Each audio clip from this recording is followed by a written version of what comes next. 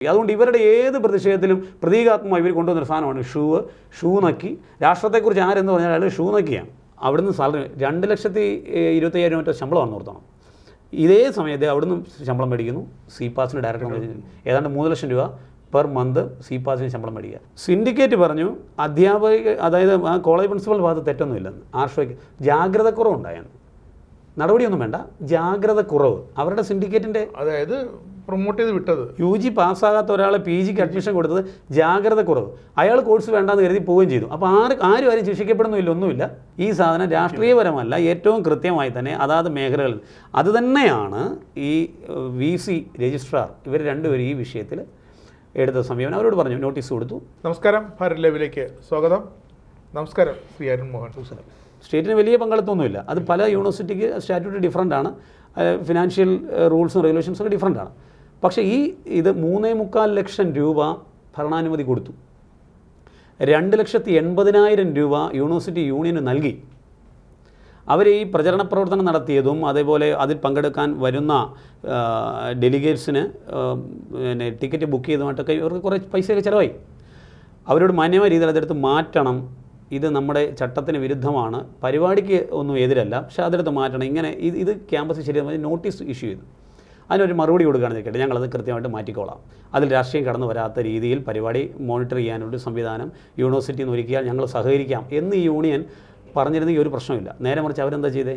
അവർ ചെയ്തത് അതിലും അതിഭീകരമായ രീതിയിലുള്ള പരാമർശങ്ങൾ എഴുതിയ പോസ്റ്ററുകൾ, ബാനറുകൾ, ഒരു ഷൂവുമായി പ്രകടനം, ഈ ഇദ്ദേഹത്തിൻ്റെ പേര് പറഞ്ഞിട്ട് തന്തയ്ക്ക് വിളിച്ചുകൊണ്ടുള്ള മുദ്രാവാക്യങ്ങൾ. കേരളത്തിലെ മാധ്യമങ്ങളൊക്കെ ഇതെന്തോ വലിയ സംഭവം പോലെ. എനിക്ക് വല്ലാത്തൊരു വിഷമം തോന്നിയാൽ ഞാൻ ഇങ്ങനെ കണ്ടിന്യൂസ് പറയുന്നത് പ്രശ്നമില്ല. വിസിക്കെതിരെയല്ല, കാരണം വിസിക്കെതിരാകുമ്പോൾ എന്തോ കേന്ദ്ര സർക്കാരിൻ്റെ ഗവർണറുടെ പ്രതിനിധിയല്ലേ?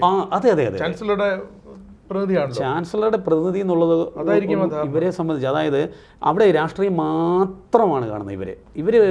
അതായത് ഫാസിസത്തെ പ്രതിരോധിക്കാൻ, RSSനെ പ്രതിരോധിക്കാൻ എന്നൊക്കെ പറഞ്ഞ് വരുന്ന ചില ക്ലാസ്സുകളുണ്ടല്ലോ, ഇതിൻ്റെയൊക്കെ ഭാഗമായതുകൊണ്ടായിരിക്കാം, എനിക്ക് മനസ്സിലാകുന്നില്ല. ഇങ്ങനെ പച്ചയ്ക്ക് തെറി വിളിച്ച് ഷൂസ് കൊണ്ട് അതിൻ്റെ മുന്നിൽ വെച്ചിട്ട് നിങ്ങൾ അത് നക്കിക്കോളൂ, അത് വലിയ വിഷയമാണ്. സാവർക്കറെയാണോ ഉദ്ദേശിച്ചായിരിക്കാം മേ ബി. അത് കാലാപ്പാനി സിനിമയിൽ ഗോവർദ്ധൻ എന്ന് പറയുന്ന കഥാപാത്രമാണ് ഷൂ നക്കിയത്. സവർക്കറെ അതിലും മറ്റൊരു കഥാപാത്രമായിട്ടാണ് കാണിക്കുന്നത്. അതിൽ പോലും അദ്ദേഹത്തിൻ്റെ സംഭാവനകളെ ഒട്ടും ഉയർത്തി കാണിക്കാതെയാണ് ചിത്രം മുമ്പോട്ട് പോകുന്നത്. ഇടക്കാലത്ത് ഷൂ നക്കിയ സവർക്കർ എന്ന ഒരു നറേറ്റീവ് ഇവർ ബോധപൂർവ്വം കൊണ്ടുവന്നിട്ടാണ് ഈ തരത്തിൽ ഷൂ റിലേറ്റഡ് ആകുന്നത്. അതെ അതെ, അതങ്ങ് ഉറപ്പിച്ചു, ഷൂ നക്കിയത് അദ്ദേഹമാണെന്ന് പറഞ്ഞു. ബിട്രയൽ പെറ്റീഷൻ എന്ന് പറഞ്ഞു കഴിഞ്ഞാൽ നമ്മൾ ഞാനൊരു കേസിലാകപ്പെട്ടു. ഞാൻ ആ വിഷയത്തെക്കുറിച്ച് 2 മിനിറ്റ് ഒന്ന് പരാമർശിച്ചു പോവാം. ഞാനൊരു വിഷയത്തിൽ എന്നെ റിമാൻഡ് ചെയ്തു. എനിക്ക് ജാമ്യം കിട്ടി, കണ്ടീഷൻ ബെയിലാണ്. പൊതുവേ നമ്മുടെ നിയമം അതാണ്, കണ്ടീഷൻ ബെയിലാണ്. സ്റ്റേഷനിൽ വന്ന് ഒപ്പിട്ടുകൊള്ളണം, ഞാൻ ജില്ല പരിധി വിട്ട് പോകില്ല എന്നൊക്കെ പറഞ്ഞ് ഞാൻ കുറേ കണ്ടീഷൻസ് വായിച്ച് ഞാൻ താഴെ ഒപ്പിടും. ഒരു 5,000 രൂപയുടെ ബോണ്ട് അല്ലെങ്കിൽ 50,000 രൂപയുടെ ബോണ്ട്, ഇങ്ങനെയൊക്കെയാണല്ലോ നമുക്ക് കരമടച്ച രസീതുമായിട്ട് നിൽക്കുന്ന കുറച്ച് പേര് ജാമ്യ വ്യവസ്ഥയാണ്. നമ്മൾ ഈ സമയത്ത്, അതായത് സ്വാതന്ത്ര്യ സമര കാലഘട്ടത്തിൽ അറസ്റ്റിലാക്കപ്പെടുന്ന മുഴുവൻ എസ് എ ഡാങ്കെ, ഗാന്ധിജി, നെഹ്റു, മുഴുവൻ ആളുകളും സ്വാതന്ത്ര്യ സമര സേനാനികളായി ജയിലിൽ അടയ്ക്കപ്പെട്ടിട്ടുള്ള മുഴുവൻ ആളുകളും ഇതിൽ സൈൻ ചെയ്താൽ തിരിച്ചു വരും. കാര്യം എന്താ? കണ്ടീഷനാണത്, അവിടുത്തെ നിയമമാണത്.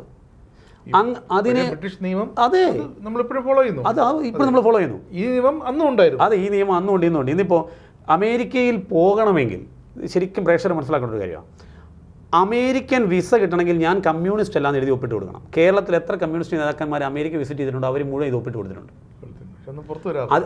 അതിനെ നമ്മൾ എങ്ങനെയാണ് വിളിക്കേണ്ടത്? ഷൂ നക്കിയെന്ന് വിളിക്കണോ?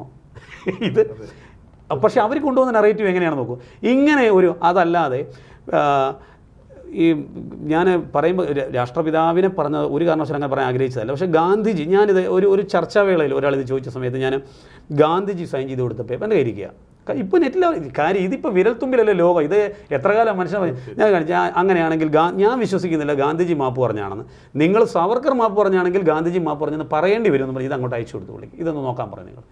പക്ഷേ സവർക്കർ ദേശവിരുദ്ധനാവുകയും നേരെ മറിച്ച് ബാക്കി എല്ലാവരും AKG ആയിക്കോട്ടെ, ഡാങ്കെ ആയിക്കോട്ടെ, നെഹ്റു ആയിക്കോട്ടെ, ഗാന്ധി ആയിക്കോട്ടെ, ഇവരെല്ലാവരും ദേശസ്നേഹികളായി ഒരാളെ മാത്രം തൻ്റെ ജീവിതത്തിൽ ഏതാണ്ടൊരു 50-52 വർഷക്കാലത്തോളം ഈ രാഷ്ട്രത്തിന് വേണ്ടി ജയിലിൽ ഹോമിച്ച ഒരു മനുഷ്യനെക്കുറിച്ച് എനിക്ക് അതിനകത്ത് വലിയ വിഷമമാണ് അത് കേൾക്കുന്ന സമയത്ത്. അതുകൊണ്ട് പറഞ്ഞാൽ പക്ഷേ നമ്മൾ ഈ നറേറ്റീവ് തുറന്ന് ചർച്ച വരുന്നില്ല.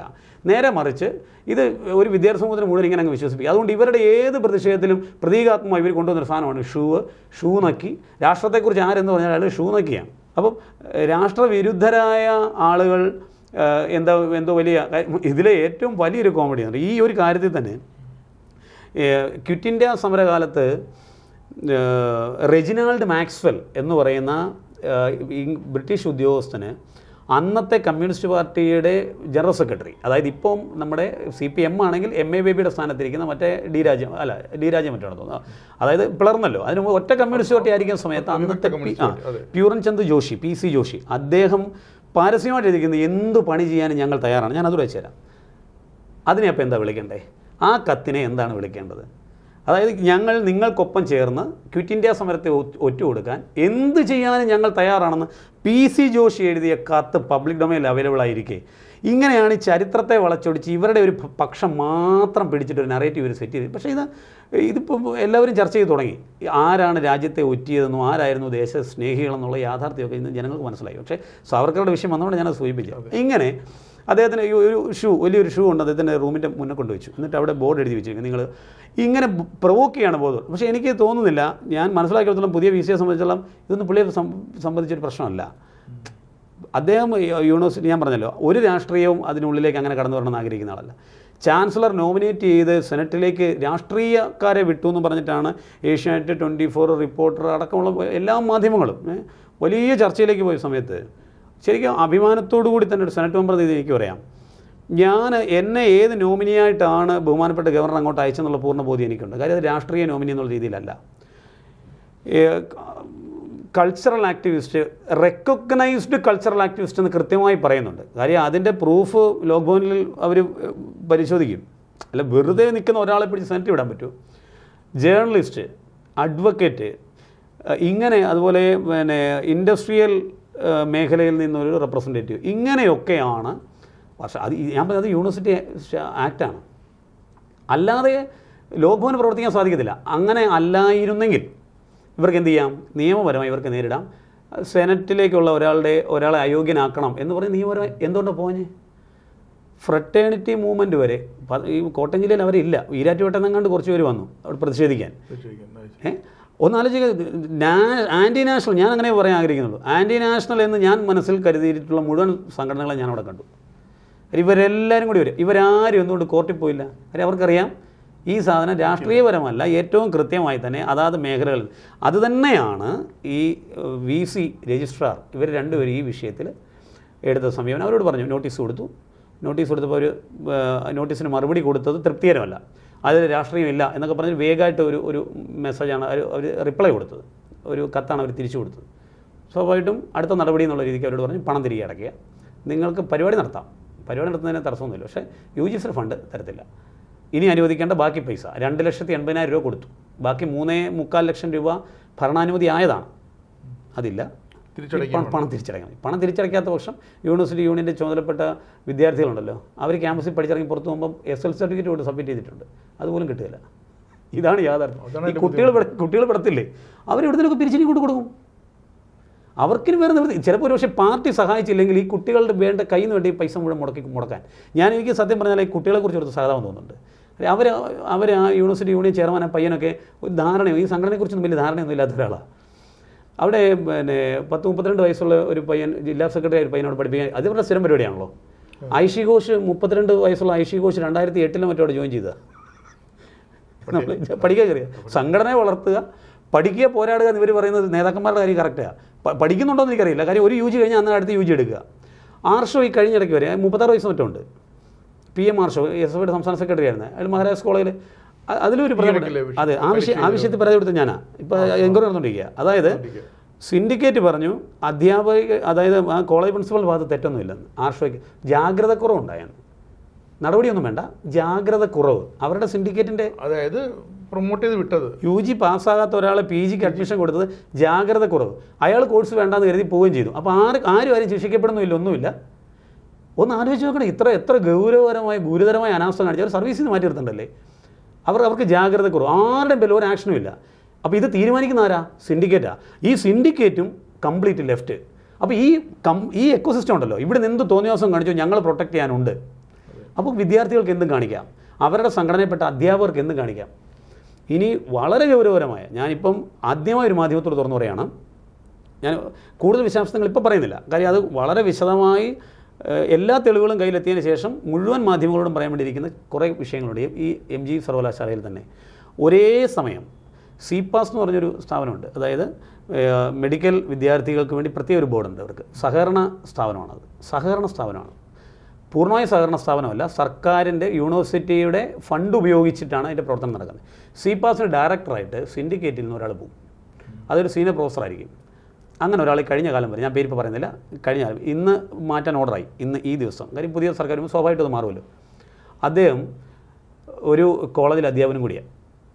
ഇദ്ദേഹം ഈ കോളേജിൽ നിന്നും ഞാൻ വിവരാവശ്യം വെച്ച് അവർ മറുപടി തന്നിട്ടില്ല. അല്ല, ഇല്ല, ഉല്ലല്ല എന്നൊക്കെ പറഞ്ഞ സാധനം തന്നു. നമ്മൾ അതിനെതിരെ വിവരാവകാശ കമ്മീഷനൊക്കെ വീണ്ടും കൊണ്ട് അപ്പീലിന് പോയി. അവിടുന്ന് സാലറി 2,25,000 മറ്റോ ശമ്പളമാണ് ഓർത്തണം. ഇതേ സമയത്ത് അവിടുന്ന് ശമ്പളം മേടിക്കുന്നു. CPASന് ഡയറക്ടർ ഏതാണ്ട് 3 ലക്ഷം രൂപ പെർ മന്ത് CPASന് ശമ്പളം മേടിക്കുക. 2-3 വർഷം ജോലി ചെയ്തു. എത്ര ലക്ഷം രൂപയാണെന്ന് ആലോചിക്കും. ഇത് ആരുടെ പണമാണ്? ഇത് ഇടതുപക്ഷമാണെങ്കിൽ ഇതെല്ലാം ഓക്കെയാണ്. ഇനിപ്പെടും 100%. അദ്ദേഹം വല്ലാതെ പെട്ടിരിക്കുകയാണ്. അദ്ദേഹം പല ആളുകളെ കൊണ്ട് വിളിപ്പിക്കാനുള്ള പല നീക്കങ്ങളൊക്കെ തുടങ്ങി. അത് അങ്ങനെ അല്ലായിരുന്നു, ഇങ്ങനെയാണെന്നൊക്കെ പറഞ്ഞു. നടന്നോട്ടെ, നമ്മൾ എത്രയോ കേട്ടിരിക്കുന്നത്. അടുത്ത സ്റ്റേജ് എന്ന് പറഞ്ഞാൽ ഒരു പക്ഷേ ഇനി ഞാൻ അതങ്ങ് ചെയ്ത് കളയുന്നൊക്കെ ആയിരിക്കും. കേൾക്കുമ്പോൾ കോമഡിയാണ്. ഇങ്ങനെ കുറേ കാര്യങ്ങൾ നടക്കുന്നത്. ഇത് ഒരാളുടെ കാര്യം മാത്രമല്ല ഞാൻ സൂചിപ്പിച്ചേ. പ്രൊമോഷൻ, അതായത് എല്ലാ മാനദണ്ഡങ്ങളും മറികടന്ന് പ്രൊമോഷൻ കൊടുക്കുക. പെർമനൻ്റ് ആകാത്ത ഒരാൾ അസിസ്റ്റൻറ്റ് പ്രൊഫസർ ആവുക. ഈവൻ യൂണിവേഴ്സിറ്റി അയാളുടെ അപ്പോയിൻമെൻറ്റ് അംഗീകരിച്ചിട്ടില്ല ഒരു അധ്യാപകൻ്റെ. ഞാൻ പറഞ്ഞല്ലോ, ഇതൊക്കെ കേട്ടാൽ കേരളം ഞെട്ടും. ഈ രീതിയിലുള്ള വാർത്തകളാണ്. മറ്റൊരു സ്ഥാപനം കൊച്ചിൻ യൂണിവേഴ്സിറ്റിയുടെ അഫിലിയേഷൻ പരസ്യമായി ബോർഡ് വെച്ച് തിരുവനന്തപുരത്ത് പ്രവർത്തിക്കുന്നു. ഞാനതിൻ്റെ മുഴുവൻ വിശദവിവരങ്ങൾ അടുത്ത ദിവസം പുറത്തുവിടും.